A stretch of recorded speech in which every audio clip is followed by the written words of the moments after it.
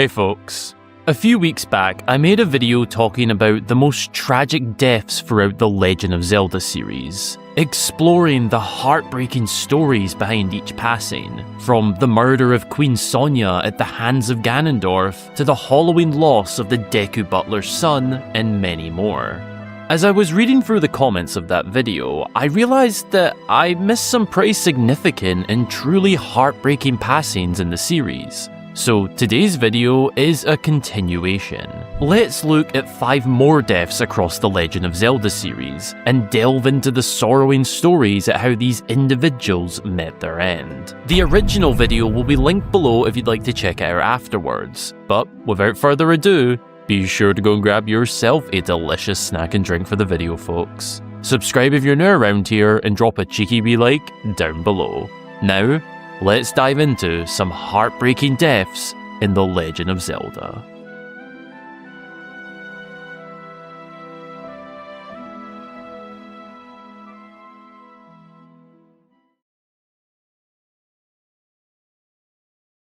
In the best adventure, Twilight Princess, after Link falls out the frozen Zora throne room, an evil action of Zant's Twilight invasion, the hero, Link, still in his bestial wolf form, can see the damage this act left on the Zora people.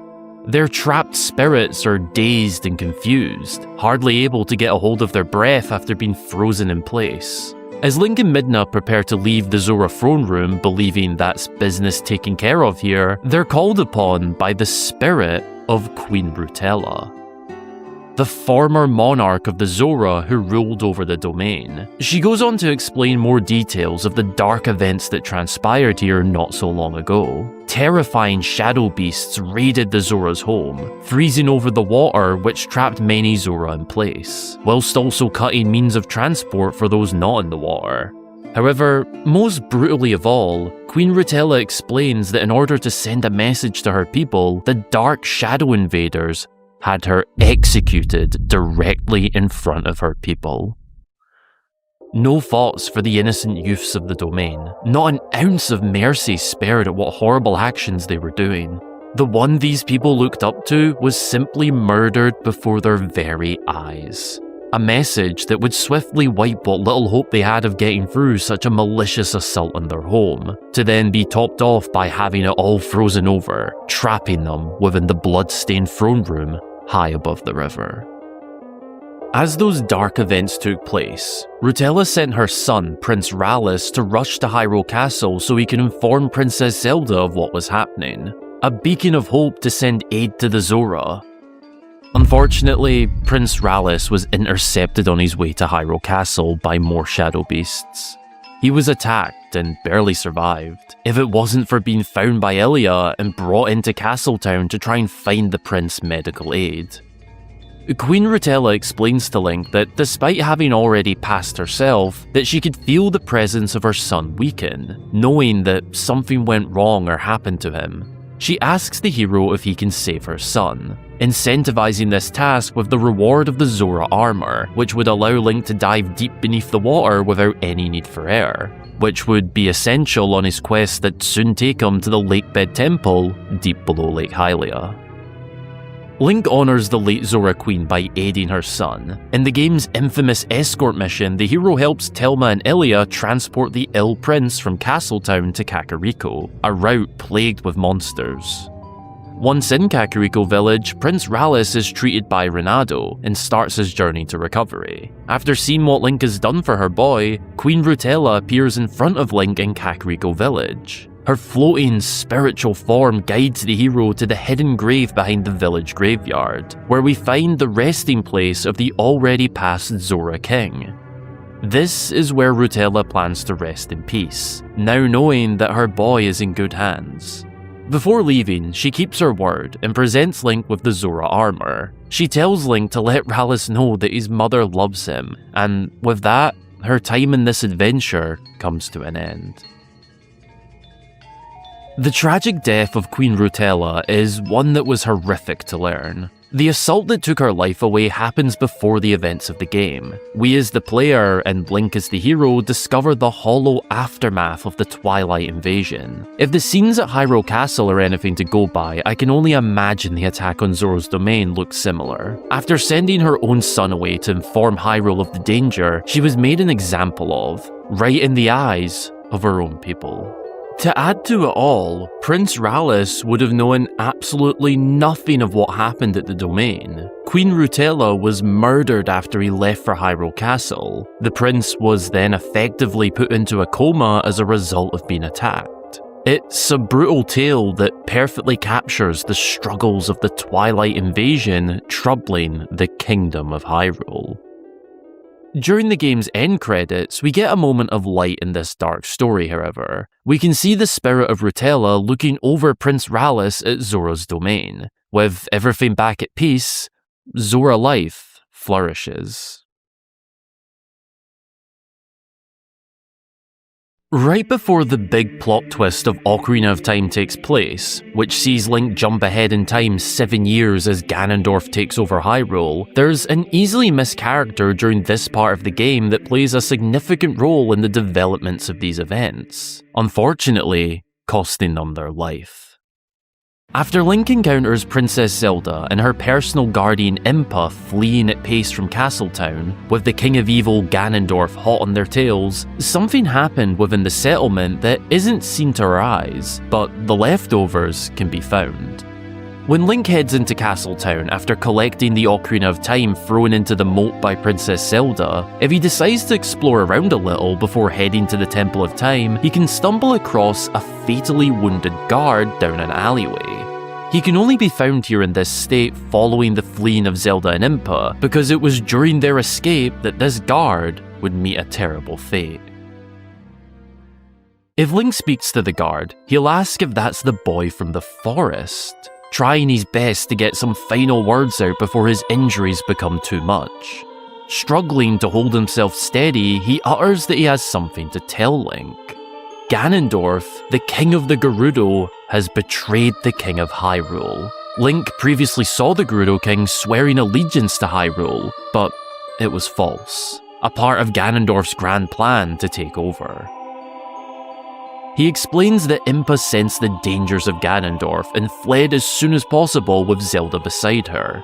With Ganondorf sharp to their plans, he set after the pair, and in these frantic moments, this guard right here tried to stop the King of Evil himself. This is a man who towers over Hylians in height. He's built like a warrior, and all whilst riding a giant horse. The guard attempted to stop this threat to his kingdom, and was fatally wounded for his efforts, leaving him down this alley hanging on for dear life. In the final moments of his life, he manages to tell Link that Zelda wanted to give him something. That something being the Ocarina of Time he collects from the moat. Right before passing away, the guard advises Link to head to the Temple of Time, using what little life he has left in him, and then he collapses. His body falls void of life, and in that moment, the brave guard who tried to stop the Ganondorf, likely slowing him down at least and allowing Zelda and Impa to escape, dies. This is a tragic story of an unsung hero who easily gets missed, as there's no in-game reason to actually discover him. He's likely here as a way to direct players on where to go if they get lost during this part of the adventure. But the implications of what he did are massive. Him slowing the King of Evil down plays a massively significant knock-on effect for the events of the game. If he didn't make the sacrifice he did, would Ganondorf have caught up to the Princess and Impa? It's entirely possible. The Dying Guard of Castletown is easily one of the coolest NPC stories in the entire Zelda series. This man dies a hero, and his story deserves to be told. In the classic adventure of A Link to the Past, Link can discover a mysterious character in the Haunted Grove. There's a boy here who plays his flute for the animals of the woodlands, a harmless and whimsical character to stumble upon, but as Link gets close, the Flute Boy begins to vanish. Something's not quite right here. The Flute Boy's father can be found in the tavern of Kakariko Village. If asked, he'll tell Link that his son went off on a quest to find the Golden Power, referring to the almighty Triforce relic, but since setting off, he hasn't seen him. The village innkeeper also tells Link that the boy had a pet bird who travelled everywhere with him, even saying that they went to Death Mountain together, but again, never returned. In order for Link to get close enough to the Flute Boy without him vanishing, he needs to enter the Haunted Grove from within the Dark World, the alternative version of Hyrule that's been cast into darkness by the evil wizard Aghanim. It's essentially the same base world, but with different versions of existing locations now influenced by the evil ruler of the land. The Dark World can also affect the physical appearance and nature of life, from flora and fauna to living and breathing humans. Link is able to transport between these two planes thanks to portals and the magic mirror, and it's through shifting between the light and dark worlds that the truth of the mysterious Flute Boy is revealed.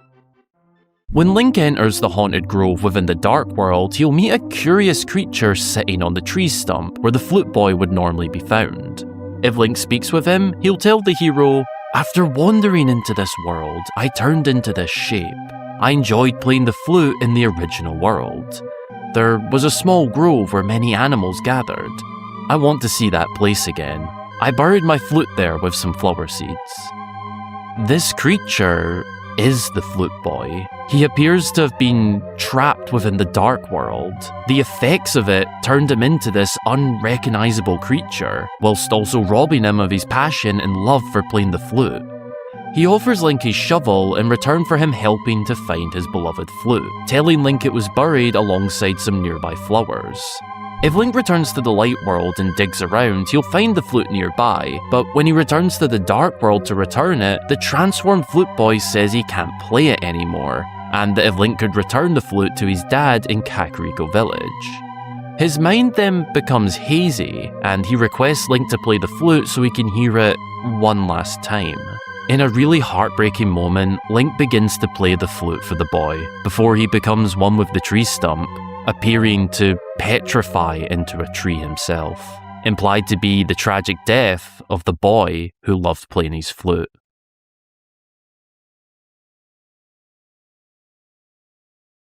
As the story of the Wind Waker reaches its summit, moments before the grand showdown against Ganondorf takes place, a truly monumental moment comes from the King of Hyrule.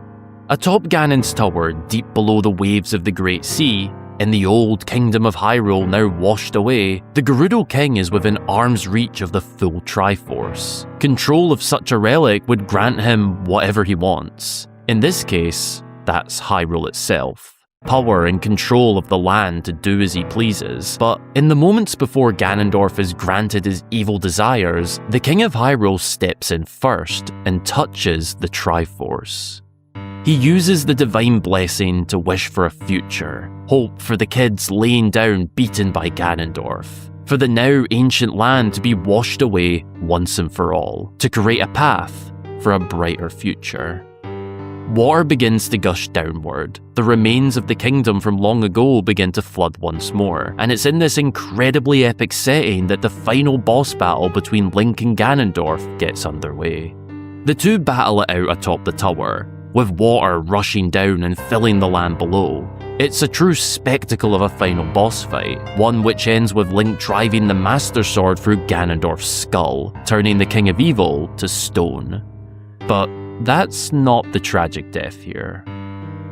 As Link and Zelda hold on to one another after a fierce battle, the King of Hyrule begins to talk about how he'd have done things differently if he could start again, how not a day has gone by where he hasn't thought about his kingdom of old.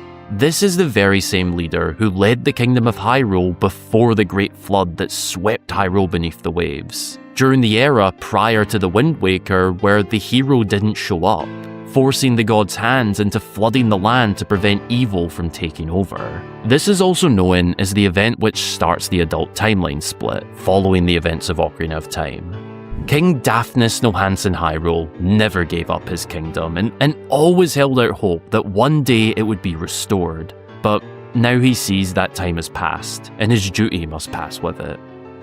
As the water caves in over the three, Link and Zelda are protected by air bubbles and begin to ascend to the surface, as the king wished for them to have a future. Meanwhile, he remains with his kingdom of old, knowing that his sacrifice aided in the battle against Ganondorf, buying Link and Zelda valuable time to be able to ultimately put a stop to Ganondorf's quest for control. In the emotional final moments of the king's life, Link reaches out for his hand, desperately wanting to pull him up to the surface with them, but the king remains, being washed into the deep blue with his kingdom. King Daphnis No Handsome Hyrule dies not so much tragic per se, but a bittersweet death. He ends his adventure by ensuring a future for the next generation, and his wish would be fulfilled. Link and Zelda go on another adventure following this, the events of Phantom Hourglass, which then leads on to another adventure where together they discover new land, creatively naming it New Hyrule, and this is where the adventure after Phantom Hourglass, Spirit Tracks, would take place. If it wasn't for the king's bravery, this might have never happened.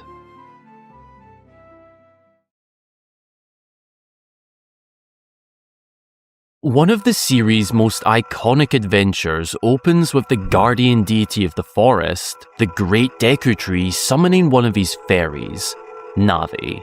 He explains that the climate of evil has been descending upon their realm. Evil forces are mustering a plan to attack Hyrule. For a long time, the Kokiri forest that the Great Deku Tree watches over has served as a barrier, helping to maintain order in the world. However, the evil that festers around Hyrule is growing greater than that of the Great Deku Tree's power. In order to act upon the wicked plans being built, the Great Deku Tree decides that it's time for the boy without a fairy to begin his journey, the one destined to become the hero Hyrule needs. That boy is none other than Link, a young Hylian who has been brought up in the Kokiri forest as if he is Kokiri himself. The Great Deku Tree instructs Navi to find and bring Link back to him, stating that the fate of the world depends on this. After Link reaches the Great Deku Tree with his new companion Navi, the guardian deity begins to explain to the hero what's going on. Like Link, the Great Deku Tree has seen the nightmares that have been occurring of late, visions of the evil King of Gerudo. He tells Link that the time to test his courage has come. Despite being a deity, he's succumbed to a curse, one put on him by the very evil he speaks of. Link is tasked with entering the Great Deku Tree and getting to the bottom of the curse. This is the game's opening dungeon, and it concludes with Link battling against Queen Goma, the parasitical, armoured arachnid that's the source of the Great Deku Tree's pain. Proving his courage as a hero, Link slays this parasite, relieving the Great Deku Tree. Or so he thought. As Link exits and returns outside to speak with the Guardian of the Forest, the Great Deku Tree begins to talk more directly about Ganondorf himself, explaining that he cast the curse and tells Link all about his desires to enter this sacred realm in order to take control of the Triforce and take over the land. This conversation takes a bitter turn, however. Instead of being a rallying speech to motivate the hero before he sets off on his grand adventure to prevent evil from taking over, the Great Deku Tree falls ill. He reveals that he was doomed from the beginning. Despite Link taking care of the parasite inside him, it's too late. Link is the final hope that the fate of Hyrule rests upon, setting up a much more daunting, dramatic, and massive task ahead. The Great Deku Tree gives Link the sacred Kokiri Emerald, one of 3 spiritual stones that he'll need to find on his quest. The Great Deku Tree sends the hero on his way to Hyrule Castle, before the colour in his bark begins to fade. Leaves shed from his tall branches, and in this moment, the Great Deku Tree, the guardian of the forest, passes away. The death of the Great Deku Tree is what ties together the opening of this adventure. It begins as a curious and whimsical tale tucked away within the enchanting woodlands of Kokiri Forest, to then swiftly shift to a quest to save the entire kingdom. The passing of the guardian deity of the forest adds so much emphasis to the importance of Link's quest, and is a massive part of setting up just how significant this task really is. It's a tragic and sad beginning as the Great Deku Tree took Link into their home as a baby. Prior to the events of Ocarina of Time, Hyrule went through a brutal civil war. During this period, a Hylian mother fled into the Lost Woods in search of safety for her child. It's here that Link was accepted and taken into protection. The Great Deku Tree could sense the destiny of this child. He knew Link would be the hero Hyrule needs someday, and despite not being a child of the forest, he took Link in as one of his own. It's a sad opening to one of the greatest adventures in the series. Thanks a ton for watching, folks. I really hope you enjoyed the video, and if you did, be sure to subscribe to the channel for lots more fabulous Zelda content from myself, and of course be sure to drop a cheeky wee like down below. Let me know down in the comments who you feel is the most tragic or heartbreaking death across the Zelda series. I always love reading your comments, so be sure to leave one. If you missed the first part of this video, I'll have it linked down below in the description. It'll also pop up somewhere here on screen at one of the cards, and it will be on the end card of the video. I'd highly appreciate you checking it out if you haven't already. As always, a massive thank you goes to my channel supporters across both YouTube memberships and Patreon, with a very special thank you and warm welcome to new YouTube member William and new patrons Stephen and Killiath. I'm terribly sorry if I butchered that last pronunciation. Feel free to correct me. Their financial backing of the channel really helps to make videos like this one all the more possible. All backers at any tier receive the same exclusive rewards, and if you'd be interested in learning more about them, then check out the supporting links down in the description. If you'd like to know what I get up to, then drop me a follow on my socials, which are linked down below in the description, as is my Discord server, which you're more than welcome to join and chat within our wee community. Thanks again for watching, folks. I hope you have an amazing rest of your day or night. And until the next time, I've been Hyrule Gamer.